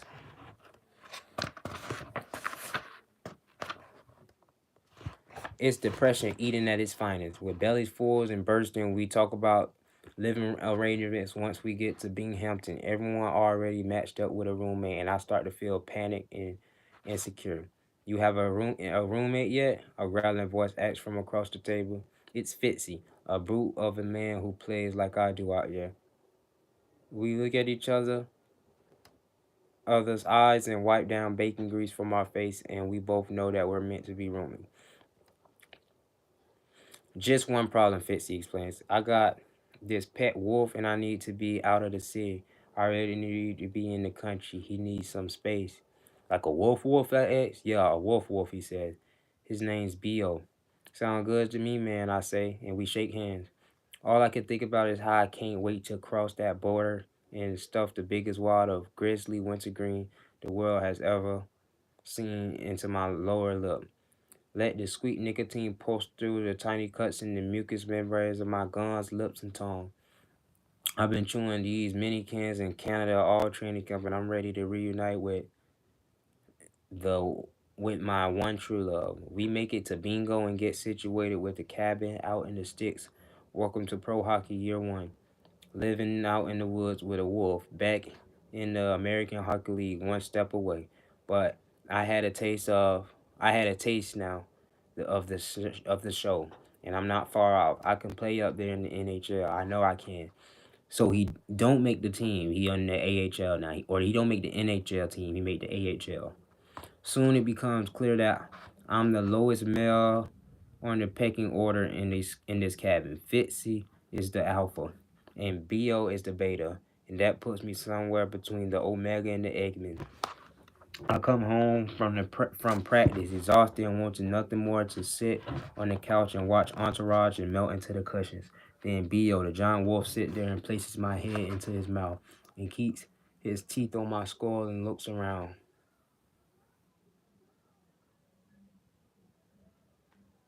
I push him away, but this gets him more excited, and he playfully nips at my ears with his fangs. Finally, I have to do something about this. I bring the issue up to Fitzy. "Seriously, man, this is starting to get old," I say desperately. "What should I do? This isn't going to fly." "Well, as far as Bo's concerned, he's the alpha male, and you're his little bitch," Fitzy enlightens me. The truth hurts. I'm already a little scared inherently of Bo. One, because he's a wolf, and two, because of the times when Fitzy gives him a steak and dares me to see how close I can get my hand to the meat. I slowly creep up on Bill, and I'm sure he senses that, and it's just a game, I hope. I inch closer and closer, and Bill tenses up, and the hair on his back stands on end, and his back lips begin to curl and twitch. He exposes his fangs and growls well up from, and a growl wells up from somewhere inside of his chest cavity. I never make it closer than 3 or 4 feet. I figure he's just being playful, but I don't trust him 100%. Bottom line, you're gonna have to show him that you're the alpha male, Fitzy says calmly as he eats potato chips. He's just dominating you because he can. The crunching of the chips is loud. I realize my senses are heightened already from the reality at hand. The fight or flight response is firing in my body. Okay, tell me what to do. You gotta pin him down, Fitzy says nonchalantly. You gotta choke him a bit. Seriously?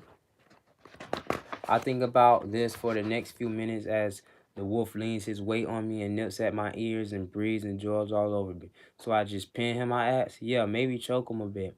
Fitzy instructs. Grab him by the snout and growl in his face too. I chicken out and watch the rest of the Phantom Menace with my head in the mouth of a wolf. I show up on the couch the next day in the same predicament, with legs quaking in misery and lactic acid from the bad skate we just had at practice. All I want to do is sit on the couch and watch Mall Rats in peace. Like clockwork, Bo sits there next to me and places my head in his mouth. I swear he's smiling the whole time we perform this little circus trick. Finally, I snap. I act only on instinct, where there is no fear, and I grab the beast by the back of the neck and slam him to the ground, get on top of him and grab him by the snout and put my face right against his cold sandpaper nose and let out a low-pitched demonic growl from the depths of my soul. My growl grows and I clench my grip on his toothy snout. Beal starts whimpering. He lies on his back and put his curled front paws up in the air and he cries until I get off him and let him up. I released the grip on his neck and nose. He stopped crying and gets to his feet. He put his head down and come over to me while I'm still sitting on the ground and begins to softly lick my hands. He never nips at my ears again. He never places my head in his mouth. From that moment on, the wolf is my loyal friend and subservient. Precedent is set and some ground rules are established. He knows it and I knows it. You're lucky he didn't bite your face off, Fitzy loud. He must like you. For the rest of the season, Bo sleeps at the at the foot of my bed, keeping my feet warm during those Binghamton winter nights in upstate New York. Months pass and I feel the monotony of the hockey season. Playing 4 games a week and sitting there on the bench on the fourth line, playing 4 minutes a night. I'm frustrated, almost broken. Feel like I'm not doing anything out there. Maybe coach doesn't like me. Maybe I'm not cut out for this. I need some inspiration. I'm feeling drained and hollow. The vibe is thick and putrid, coming at me from all angles, from the coach, from the fans, from everyone, telling me that I'm supposed to fight. Maybe I wouldn't be sitting here on the bench all game if I actually fought for real. I know I'm supposed to be a fighter. I've always known it. It's in my DNA. I know the exact moment when I'm supposed to fight, but I can't do it. I pump myself up every game and tell myself all type of affirmations. I can make it to the NHL. I will make it to the NHL. I'm going to fight today. I can fight today. I will fight today, but I don't. The fear wins. My moment of clarity comes in this season, and I accept the fact that I'm a coward. It's who I am. I'll never make it. We are playing against the Wilkes-Barre Skating Penguins again, and their sold out barn in the middle of nowhere in Pennsylvania. They have legendary enforcer on their team called Dennis, the Bone Doctor Bombi. This guy's no joke, a throwback from a time forgotten when real meat roamed the rinks and fought for keeps. Excuse me. I'm so scared of the Bone Doctor, everyone is. Rule number one, don't make eye contact with the Bone Doctor. The game gets chippy, and I just got a greasy assist on a big goal from our fourth line. Next shift, I'm buzzing around with confidence and slamming into opponents out there. I must have gotten too reckless because the Bone Doctor is yelling at me from the bench. Big point for you, eh, kid? You better settle down out here. I skate back to the bench and act like I didn't hear it or that it didn't phase me. But I know that the Bone Doctor is the one who said it. If there is one guy's radar you don't want to be on, it's the Bone Doctor. This is the year that legendary Robbie Scrimp arrives on the pro hockey scene up from juniors in the OHL. His name precedes him, and it's no secret that he's the most skilled and talented player on the ice. I can't help but stare at him when he's out there. I hop over the bench onto the ice and skate across the neutral zone to back check. Young Robbie Scrimp is along the boards and skating out the right side of the ice. The Pens have possession of The puck and their right defenseman throws a suicide pass up the boards and into Robbie's skates. The puck careening like a grenade. I'm streaking across the neutral zone toward the puck like a fucking psychopath. Robbie is looking down at his skates, oblivious to the creature hunting him. I have the opportunity to absolutely demolish Robbie's scrimp with a shoulder right through his chest, right through his heart. But I turn away from the hit. Instead of smashing my shoulder right through his soul, I hold up and play the puck and form a scrum in the neutral zone along the boards. I can't believe it. I didn't hit him. This is what I live for. This is how I became a legend at Lowell, throwing body checks like this and crunching dudes into different dimensions. But I know right. I know why, right? I know why. Right before I laid the devastating hit, I see out the corner of my eye the bone doctor is on ice too, and once I destroy Robbie's script, the bone doctor will grab me by the collar and kick my ass for certain. All these thoughts and decisions happen instantaneously and show me who I really am. I'm the only one who knows. Robbie had his head down and didn't see the hit coming. The coaches will applaud me for making the smart read and not taking the charging penalty. But the doctor knows, of course, he does. Just us two. I let the fear reign supreme over me again, my master. How long can this go on? I've been playing as hard as I can, doing what I do best out there and smashing into anything and everything. I played 20 games and I still haven't gotten into a fight. I feel it looming like today's going to be the day, and then I puss out, and then tomorrow I'll do it again and again. The fear consumes me and I don't fight. I hardly even play. I'm a fourth line loser. I just sit there on the bench boiling mad. I'm so ready to do anything for the team. I'm ready to go face first into a body check. I'll lie down and block a shot without even thinking about it. I'll do anything to help the team win. I'm ready for war. I'm ready to die. But I'm not ready to fight. I can't get myself to do it. I'm in scrums and pushing and shoving, but it's all for show. The only guys who ask me to fight are the big goons. And those guys are fucking terrifying.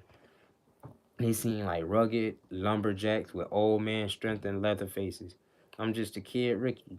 Even though I'm already 25, I'm still baby faced and green, far too scared to actually drop the gloves for real against one of those mutants. Finally, on my 20th game, we're playing against our conference rivals, the Hershey Bears, and we go up 3-2 in the second period. Our line gets sent out, and Louis Robitaille lines up against me. I know he's a fighter, but he isn't like those other guys. He fight all those other guys and does well, but he isn't a mutant. He seems human and more like my size. I'm not scared of him as the other guys. I'm still terrified. I guess something snaps this day in front of the frenzied Binghamton crowd. As we come together at the center ice face-off circle, he asks me a thick French in a my fault. He asks me in a thick French Canadian accent. You want to go? I think I surprised him when I say yes. One of the veterans on my team is yelling from our bench not to fight him because it isn't a good time to drop the mitts. We just scored 2 unanswered goals and picked up a lot of momentum. This is the make it or break it moment. Maybe I lose the fight and maybe we lose some momentum, or maybe I smash this guy's face in and bask in the glory and blood. As soon as the puck hits the ice, our gloves and buckets are off, and we're squared up in front of 5,000 screaming fans in our home barn. We circle and dance and bob and weave and finally grab onto each other's jerseys and start throwing wild, violent punches in the direction of each other's face. I get hit with a big bomb early in the fight, and this causes me to black out, and there's no thinking, no fear or hesitation, only fury, instinct, and violence and rage. This is all that exists. I morph into the monster and come back swinging even faster. He stumbles back, and that's when I come underneath with a quick uppercut, then over top with a missile that connects right on his ear and drops him. The crowd go wild, and I skate to the penalty box, my sanctuary oozing with confidence and grit. I did my first official regular season fight of my rookie year. Finally got that first one under my belt. We win the game, and I'm a hero. We're celebrating in the locker room, and life is good. Excuse me. Haha. There's no better feeling than this. The boys are buzzing and reflecting on all amazing plays and snipe drops and monstrous punch. We are going to absolutely crush beers tonight. He got his first fight under his belt though. Appreciate it, bro, for sure, man. Gots to. And can't stop, won't stop, but gots to. Guys are reenacting my fight. I went under and over, shadow boxing in the locker room. Then coach walks by, the group of us celebrate. Congrats on your first fight, he says and smiles. Only took you 25 games. I ended up fighting 6 more times that season. Never against legitimate fighters, except the one time when Reed Lowe finally had enough. He's tough as nails, down from NHL, pissed off about it, and does not like me running around hitting his teammates. I just smoked the Norfolk defensive man behind the net. He's destroyed and lying there in a heap on ice, and the play keeps going. The refs don't blow the whistle because we're putting on the pressure in the offensive zone and have possession of the puck. The defensive man that I smoked is slowly getting to his skates and shaking off the big hit. Reed Lowe is chasing me all over the rink with zero regard of the puck or the play or anything other than to rip my head off. He's slashing me and chopping me and screaming. Finally, there's nothing else I can do. I drop my gloves and start throwing punches. Oh, hold on, I got a phone from the guy. I gotta put the charger in real quick. We almost done with this chapter too. Think I maybe got like 3 more pages, but we almost done with this chapter. Tomorrow though, on the stream, we then are gonna do a song. I might read a chapter or two, but we, at least if anything, we're gonna start off with a song. We're gonna make a song tomorrow. I might post tonight. Like yeah, because last time I said what topic. This time I'm gonna be like what type beat. Make a little poll, or not a poll, but the little questions thing, and see what type beats or what type, whatever the first type beat is that they recommend. Whoever recommend the first type beat, and then that's what type beat we gonna use tomorrow. But yeah, we're gonna do a song, and I might read tomorrow too. I'm reading for sure, but I'm either gonna read on stream or I'm gonna read off stream. I'ma see. I don't know yet. But we're gonna read for sure, but let me make sure the book is in the what's it called. And we gonna get back to reading now, cause we only got a couple more pages. Yeah, I got 3 more pages. Okay, bing bing bing bing. Okay. Finally, there's nothing else I can do. I drop my gloves and start throwing punches. So does he. I hear 3 thumps. 1, 2, 3. Doink, doink, doink, and I'm on my back. No, he got whacked. And he's on top of me snarling. I'm just glad the fight's over. This is my first taste of what it's like to get in a fight in legitimate... Wait, my fault. Oh, this is my first taste of what it's like to fight a legitimate heavyweight. I felt his power and strength. I don't stand a chance against a guy like this. I finished out the year in Binghamton and end up being one of 2 players on the team to win the Ironman award. Playing in all 80 games. 80 games? NHL? I mean, hockey play a lot of games. Basketball, 82. Regular season. 80 games is a lot for hockey, and you being aggressive compared to basketball. Yeah, that's a lot of games. But in college hockey, you only play about 30 games per season. For the first time, I realized how challenging it is to play Wednesday, Friday, Saturday, Sunday, Wednesday, and repeat. Whew, that is back to back, 2 Friday, Saturday, Sunday, 3 games back to back. That's a lot of games. But I do be wishing like football could be at least like 2 weeks. 'Cause football is what? Damn near probably the least amount of games of all sports in a season. You need more games, low key, high key. But I mean, too, it is more like, especially like for linemen, running back, linebackers, it is more like, you feel me, like contacty or like aggressive, whatever you want to call it. I feel the reality of it, the reality of it, the grinding, the crunching, the grueling.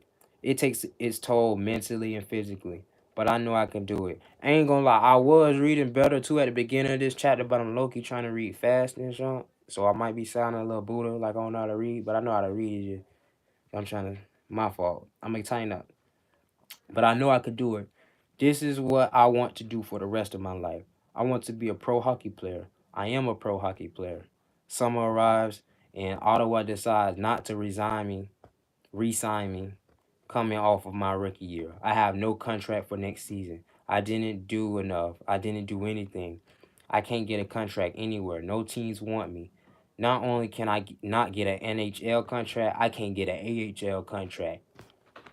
I feel I feel like such a failure. 1 year ago, I signed that NHL deal for the cap, and now I don't know what I'll do. During my exit interview with the coaches and brass and scouts, they shoot me straight. Bobby, if you want to play in the NHL or the AHL, you're going to have to be a guy who fights 20, maybe 25 fight or 25 times a year. I fought 6 times during my rookie campaign. Not enough. Fuck them. They're all lying to me. I'm a good hockey player and I don't have to fight. But deep down, I know this is the reality. I just don't want to believe it. I won't believe it. I can't see myself doing that. That's impossible. I feel so much anger that they said that, but they were being honest. That's the player I have to be. It's who I'm meant to be.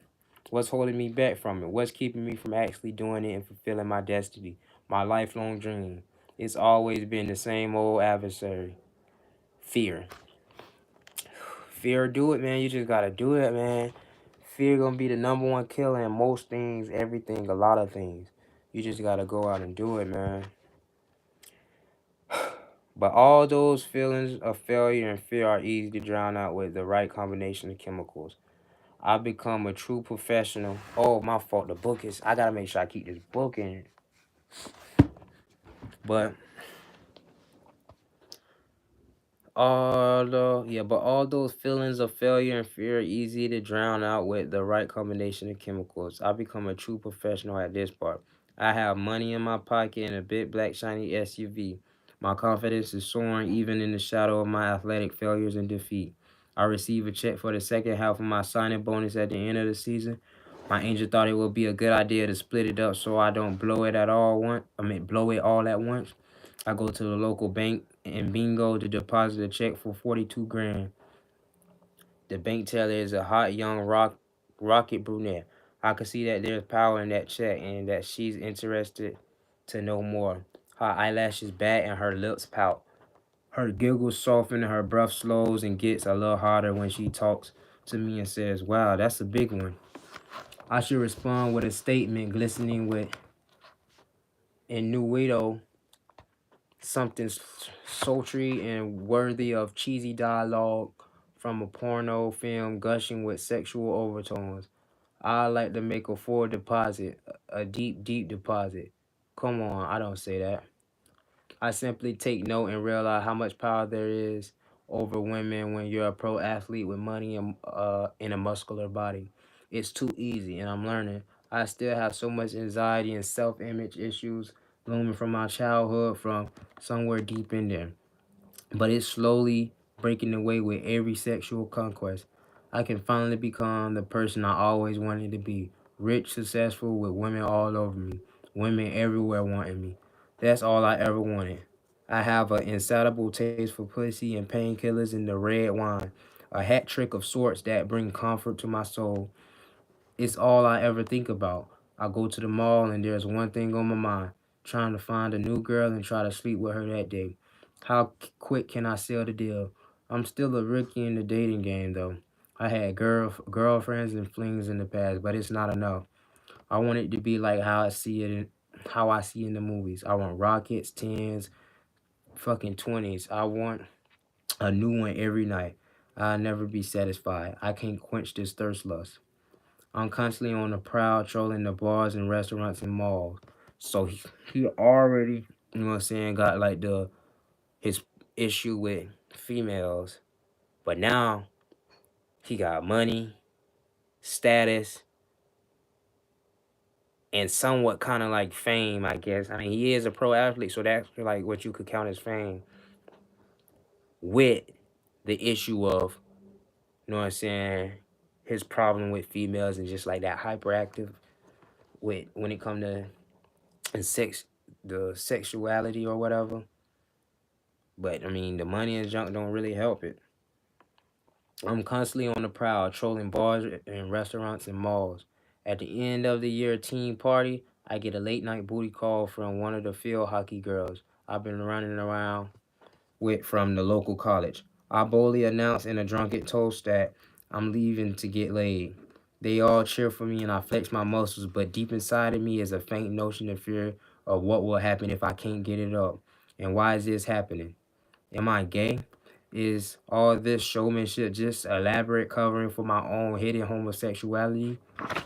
You know what'd be crazy or like surprising is as we keep reading this book, because what this chapter 5 only. Keep reading this book and then towards the end of the book, this man end up like coming out the closet or something. That'd be a surprise. And then like I met him in person too. The author of this book, I met him at a festival, and that's why when I bought the book or whatever. But that'd be surprising. I ain't gonna lie. It can't be. A 2 finger pinch of chew perfectly placed into my upper lip zaps that thought away quickly. We've been drinking red wine all night and partying with high class society, doctors and lawyers and entrepreneurs and athletes and social. I think it say social elites and new anchors of the town. One of the rich old timers hands me a little sample packet of yellow Cialis pills. Take one of those, he says. I promise it will be a good time. Oh, they giving that boy pills. I take my first. Oh, this actually like a Hansen pill, like like kind of like the gas station pill. I take my first performance enhancing drug for the bedroom and becomes some kind of superhero, cockman, and can go all night and do it just like I've seen in the endless porno scenes that flood my mind and my bed sheets. And that's the crazy thing too with the like porn videos or whatever. It's like they be on these type of pills like 24/7 on these videos. So like even the stuff that occurs in those videos is like not reality of like natural. I keep sleeping around and using these magic boner pills. I'm invincible in the bedroom now. I'm unstoppable. Those thoughts of insecurity and anxiety about my penis not working don't exist anymore. They died. I go back to Lowell and train for the summer and I give it everything I have. My life becomes this haze of weight training, hockey training, and watching hockey fight videos and crunching painkillers in my teeth and sipping red wine and feeling that silky smooth liquid go down my throat, sending warmth to the far reaches of my body. And after I'm all melted and relaxed and don't have a care in the world, I use my silver tongue and talk to girls to get them over to my apartment. Then I pop a boner pill and more red wine lubricates the entire situation. Then it's time to smash. This is all I care about in hockey.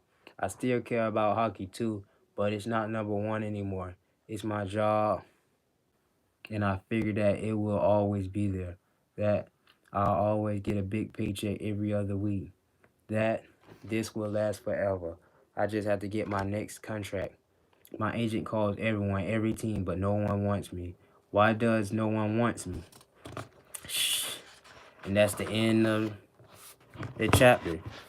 End of chapter 5. The next chapter is giving up the dream. So, chapter 5, make it pro, do his first rookie year, and don't get re-signed after his first rookie year. That's tough. He already got to deal with all these insecurities and stuff.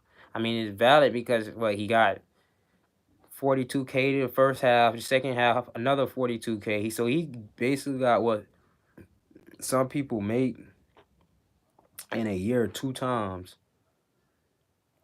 So when it comes to finances, if he don't blow all his bread, I mean he's smooth when it comes to the bread, but now he got to get his next contract and get something going. But he right now not signed to no one. The next chapter is giving up the dream. So I mean, this a good book. I ain't gonna lie. I mean, his life is It's up and down. It's instant. It go through the whole thing. It's a nice book so far. It was fun even just reading this on here, reacting to certain things. Some of the people who comment on the video, that was valid too. Like the engagement. I mean, I know what on. I mean, this the first time, so and nobody really did this before. So um, maybe I could even clip some of this up.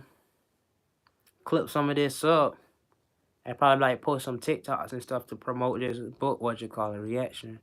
And then maybe next time I can have a bigger what you call it. But I also do know like it's Sunday right now. Oh, it's 9 or 12, so I don't even know if the game's still on.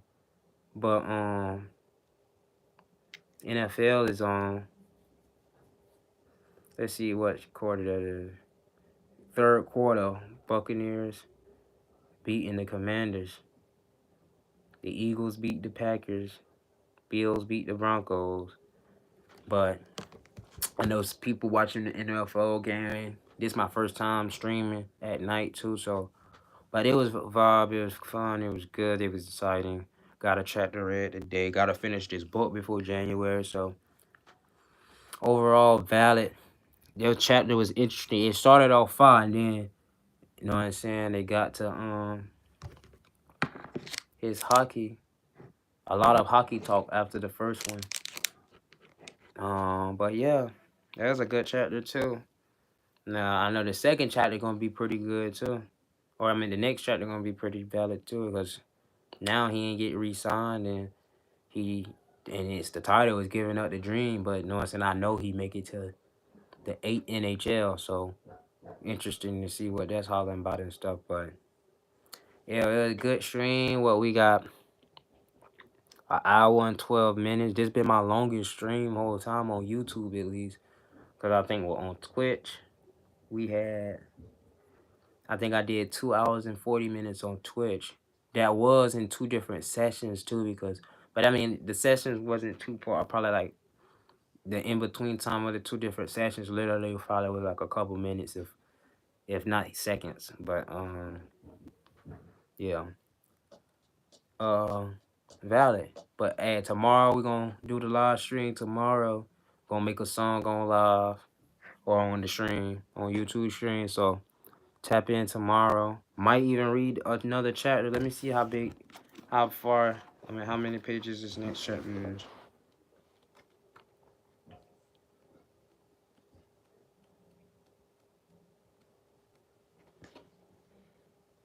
To 157.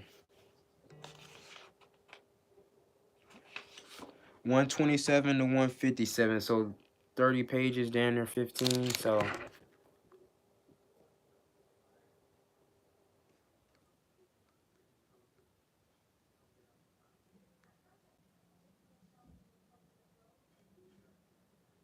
So yeah. But tomorrow, yep, we streaming again. We gonna keep going. Freestyle posted on Instagram. New freestyle on that.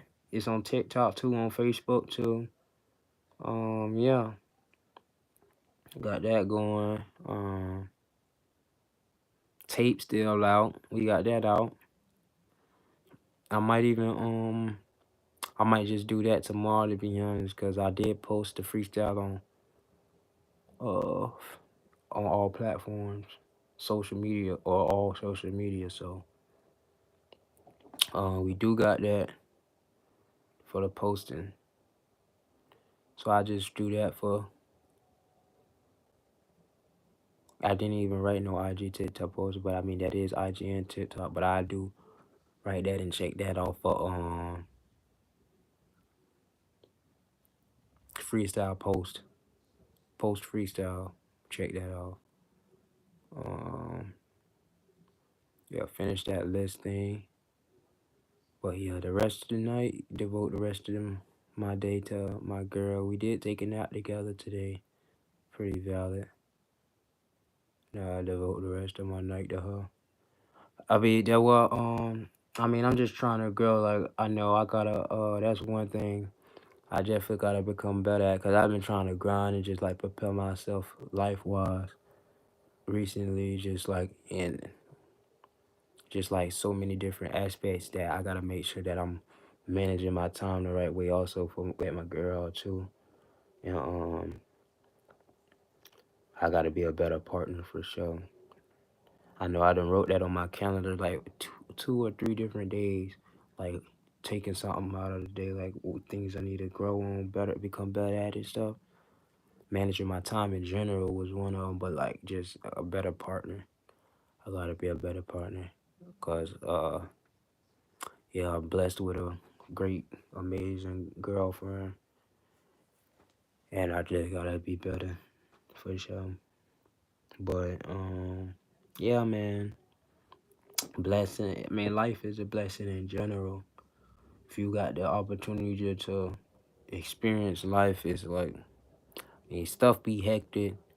It's like it's so many people taking L's and going through hectic junk, and it's like even somebody that's going through the most hectic situation is probably somebody that's going through something a little bit more hectic than your situation in some aspect.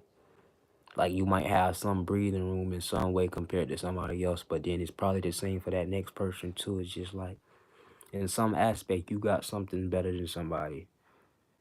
But like I can't complain at all. It's like even the most hectic and stressful thing in my life right now, you know what I'm saying, have nothing compared to like some other people. You know what I'm saying? It's people who getting bombed, like you know what I'm saying. There's bombs going off. You know what I'm saying? 20 feet away from where they at right now, or you know what I'm saying. You feel me? Just like some hectic junk like that. Like I'm healthy. Um, a shelter over my head. I could eat. I don't have no like oh my bad, no starvation problems. And that is really nothing I could really. I can't complain about anything. I'm blessed. I'm truly blessed. Um, I got a ambitious. I got a great mother. I got an ambitious and a loyal and beautiful girlfriend. Um, her family treat me good. Um, my siblings, I got a good relationship with my siblings. They are amazing siblings. They make me proud. I believe they truly, you know what I'm saying, view me as a big brother and like give me, like make me feel, you know what I'm saying, complete as a big brother. Like they truly, you know what I'm saying, look up to me tight. That's at least the vibe they give me and stuff. Um, my understanding, I feel like the people around me trying to grow, or the people I got love for, my family, my mama, them, my siblings, my girlfriend, I feel we trying to grow and stuff. It's a blessing. But yeah, man, just connecting more with Most High and growing in all aspects is really all I'm trying to do each day. Just wake up each day. And that's what I'm focused on and experiencing life, becoming better in life. I know so many things I want to achieve and accomplish in life, but like the fun stuff is right. All that fun stuff out the window. I'm just really in that grind mode for real, and just being grateful while I'm in that grind mode and doing as much as I can. It's really all that's on my mind. Staying consistent with with all I can do when it comes to my passions and stuff like this YouTube streaming stuff. Like, I don't necessarily got the best setup and stuff when it come to that for say, but doing what I can. I'm appreciative for the 2 likes I got. I'm appreciative for being able to stream for 118 YouTube stream live for 100 and about to be 19 minutes. I'm appreciated to have 35K subscribers. Um, appreciated for people to. I see a couple comments of my freestyle I posted, likes, interactions. Appreciative of that.